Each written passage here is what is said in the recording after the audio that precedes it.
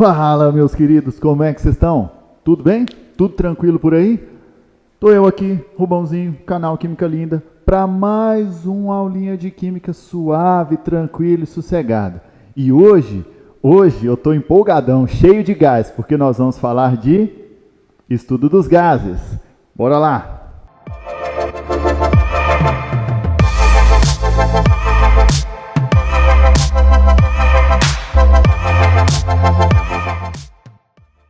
Bom, o que acontece?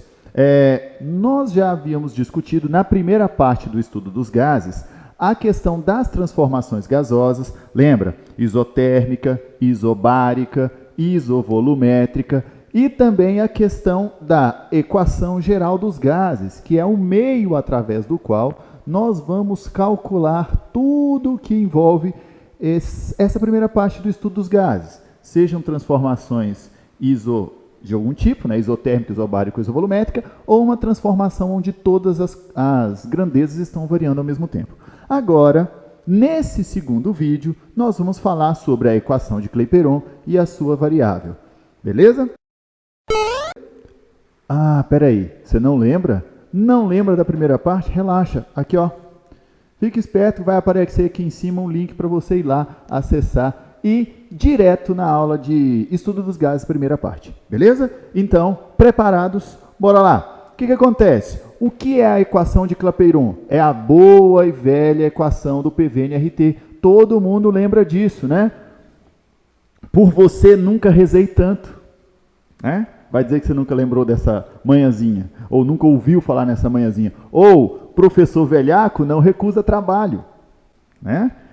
Tá bom. Enfim, cada um, né, lembra daquilo que mais lhe é familiar. Mas tudo bem, o importante é que a equação de Clapeyron é uma transformação, é uma variável daquela relação da equação geral dos gases. Como assim? Na verdade, a equação geral dos gases, ela é geral, ou seja, ela serve para todos os casos, desde que a quantidade de matéria envolvida não seja preponderante. Tipo assim, eu tenho um gás que está acometido ou acondicionado numa determinada situação e substância, e aquele gás vai ter sua temperatura variada, vai ter a sua pressão variada, talvez o seu volume variado. Agora, aqui na equação de Clapeyron, nós vamos usar essa equação quando a quantidade de matéria, ou seja, o número de mol, for importante, tá bom? Então, a manha para saber quando eu tenho que usar ela é justamente essa. Se tiver número de mol no enunciado da questão, provavelmente você vai usar o Clapeyron, beleza?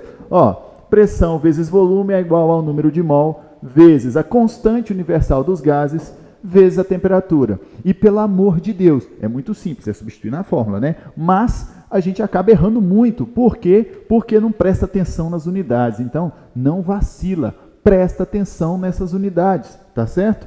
Ó, pressão normalmente é dada em ATM. Na maioria dos exercícios ela vai aparecer em ATM, atmosfera. O volume deve ser em litros. O N é em número de mol, obviamente. O R é uma constante que varia dependendo da unidade de pressão, né? Se a pressão for em ATM, esse R vai ter um valor padrão de 0,082. Se a pressão tiver numa outra unidade, milímetro de mercúrio, pascal, bar, torr, seja qual for, o R vai ter um valor característico para cada unidade de pressão. Qual que é a minha dica? Bom, na maioria dos casos, vem com pressão em ATM e o R valendo 0,082. Então, é mais fácil você transformar uma unidade de pressão diferente para a ATM e aplicar o padrão da regra do que qualquer outra coisa. Vale lembrar que esse R aqui, ó, tem um valor normal de 0,082 quando a pressão for dada em ATM. Sempre que a pressão estiver em ATM, o R vale 0,082 e o T, temperatura. Como já dito no primeiro vídeo, temperatura tem que ser dada em Kelvin, né? Ser humaninho maravilhoso.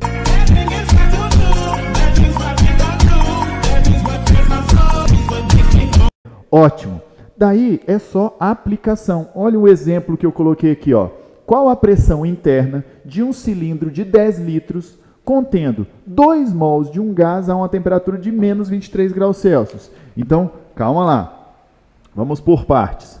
A pressão é o que ele quer saber. né? O volume, ele contou 10 litros.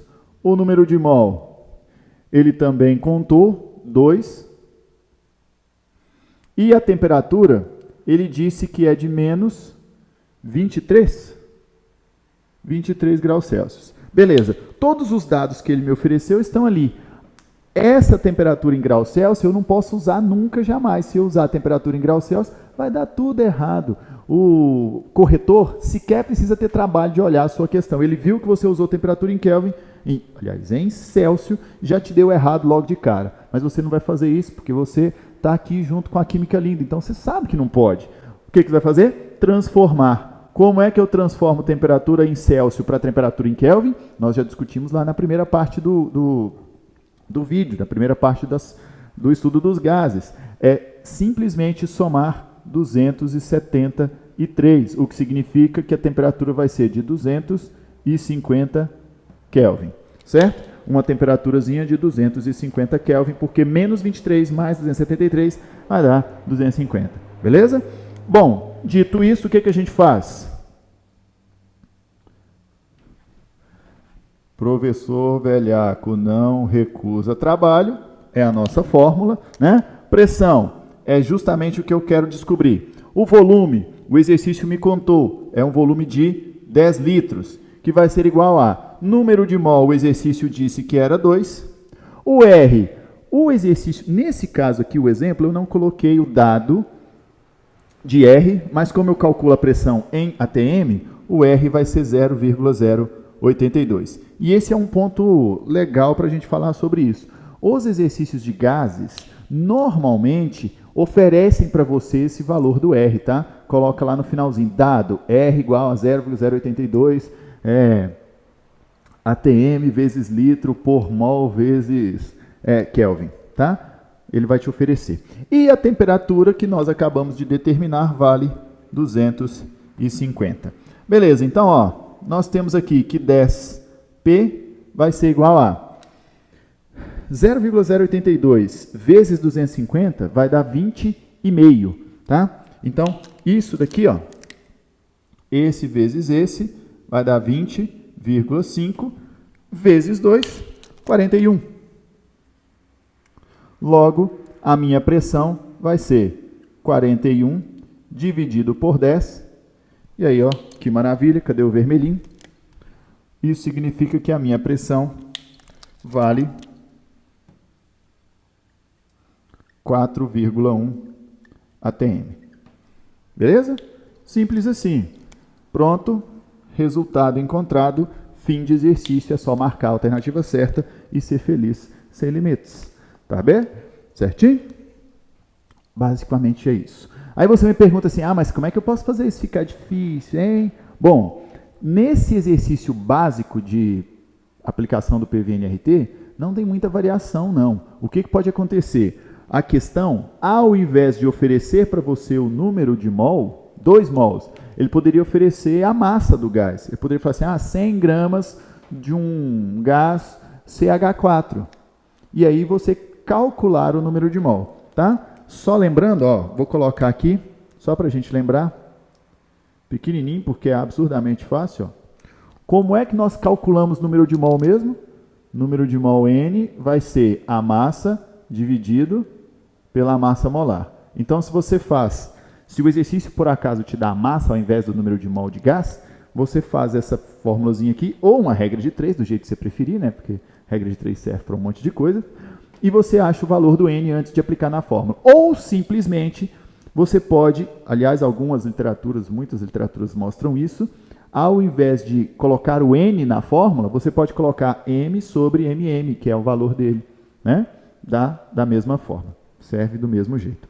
E aí, uma variação dessa aplicação da equação de Clapeyron é a mistura gasosa. O que seria a mistura gasosa? É um caso típico de Clapeyron, mas com uma diferença muito clara e importante. Ao invés de você ter um gás preso dentro do recipiente, você tem 2 ou mais gases presos dentro desse recipiente. E quando isso acontece, ai meu Deus, e agora? Eu não sei fazer. Se fosse com laranja eu sabia fazer, mas com batata eu não sei. Para com isso, né, gente? Pelo amor de Deus. Se você tem mais de um gás, o que a gente fala lá no início do 9º ano?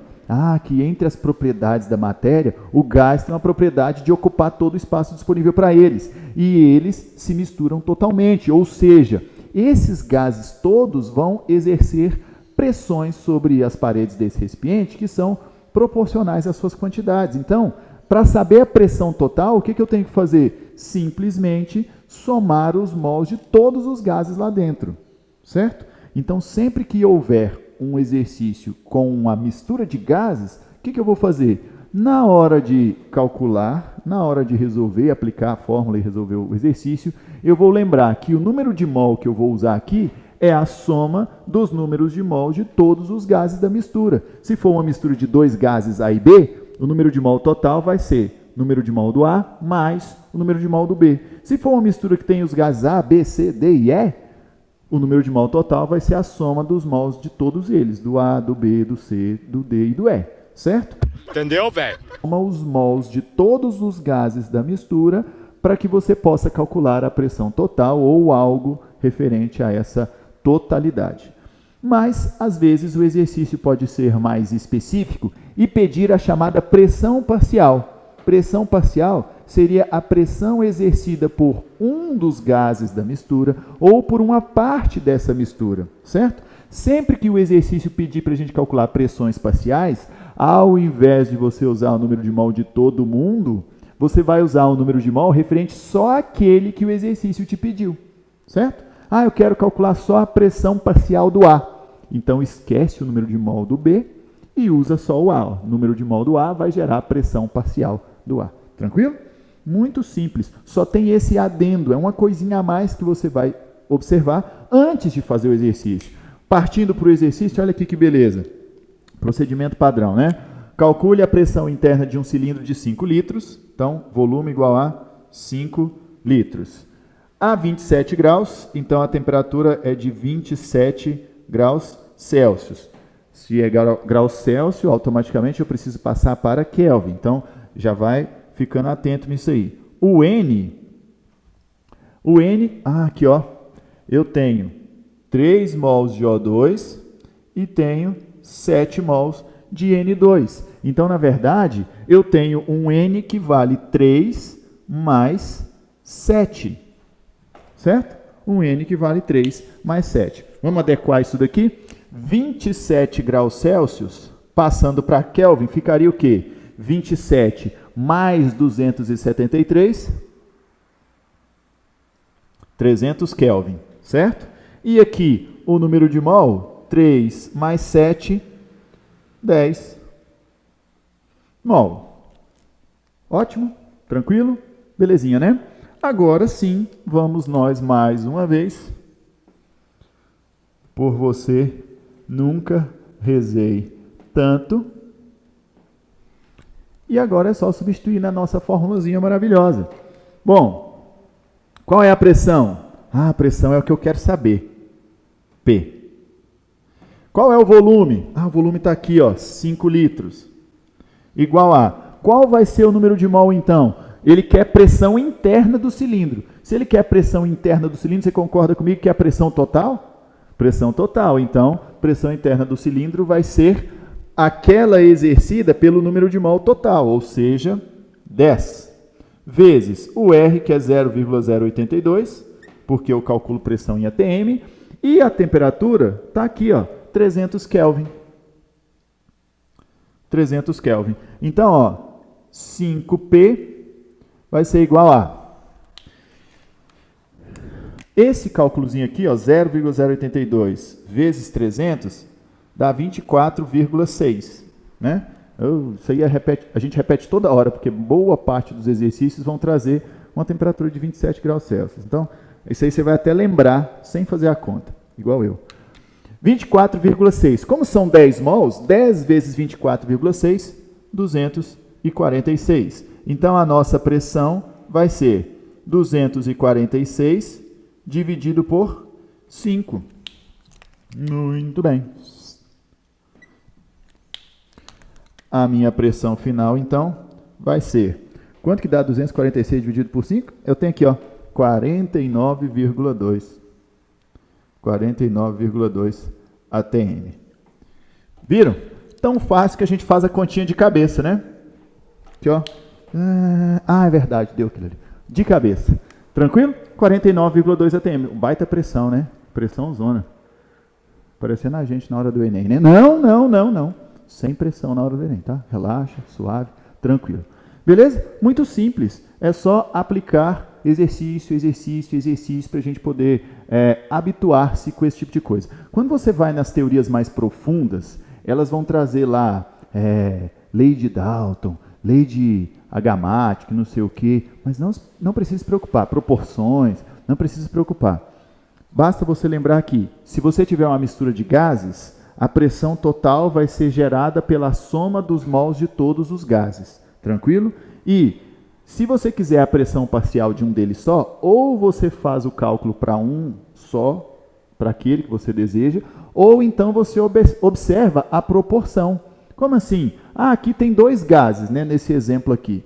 Se a pressão total foi 50 e eu tivesse quantidades iguais de um mol e de outro mol, quer dizer que seria dos 50, 25 para um, 25 para outro, proporcional. Aqui, ó, 3 e 7. Então, quer dizer que o N2 tem mais do que o dobro da quantidade de O2. Então, essa pressão inteira aqui, ó, vai ser dividida um pouquinho acima de 2 desse para 1 desse. Então, seria desses 49, menos de 1/3 referente ao O2, um pouquinho mais de 2/3 referente a isso. Proporcional.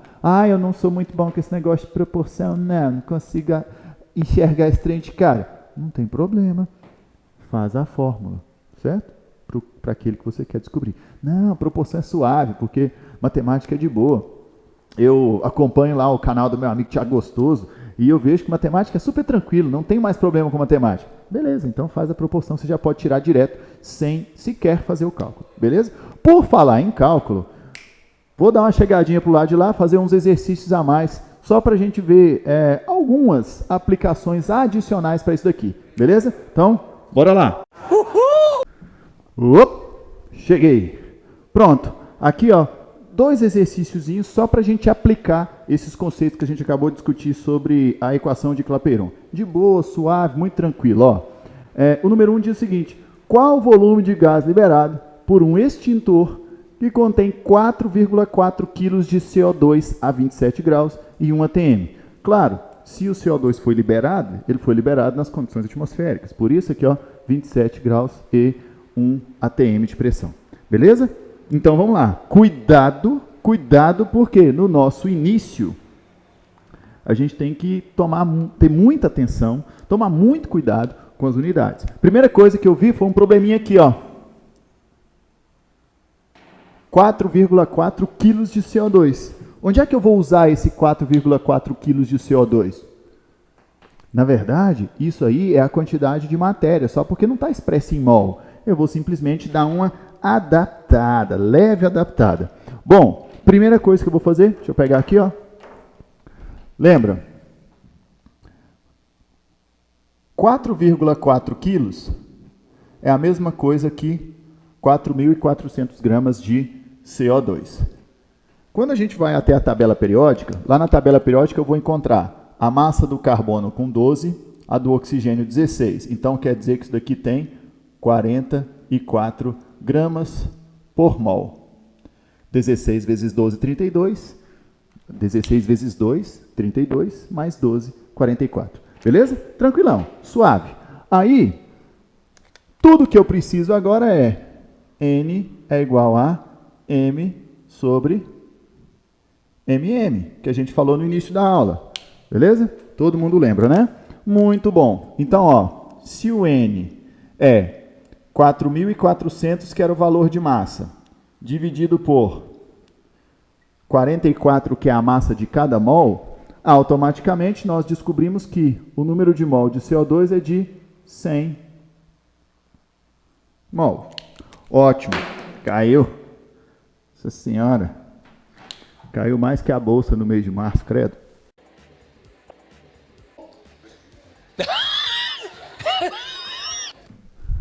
Beleza.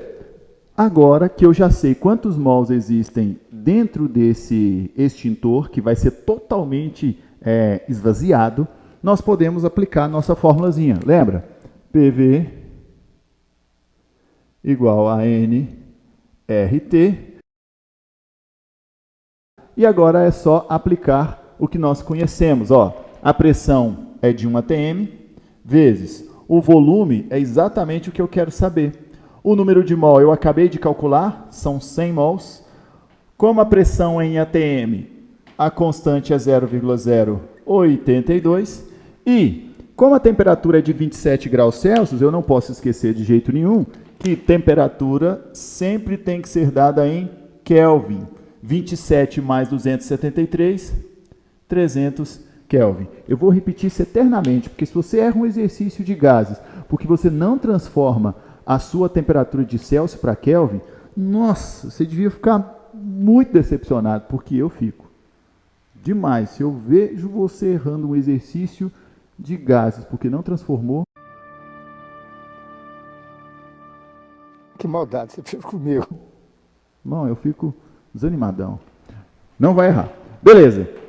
300. Esparta. Não. Outros 300. Beleza. O meu volume V, então, vai ser... Mais uma vez, ó, lembra? No nosso exemplo anterior, apareceu isso aqui, ó. 0,082 vezes 300 dá 24,6. Eu já até decorei isso aqui. Muito bom. 24. Olha aqui, 1 vezes V é o próprio V. Então já é a minha resposta. Ó. 100 vezes 24,6, 2.460 litros de CO2.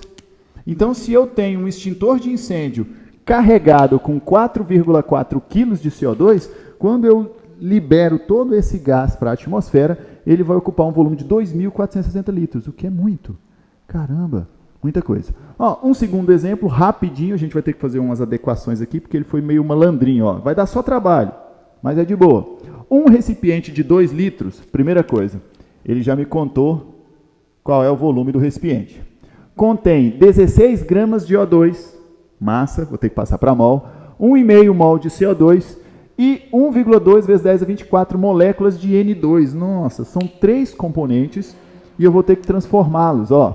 Primeiro, para o O2, número de mol do O2 vai ser igual a massa 16. Qual que é a massa de oxigênio na tabela mesmo? 16. Mas como são 2, 16 vezes 2, 32.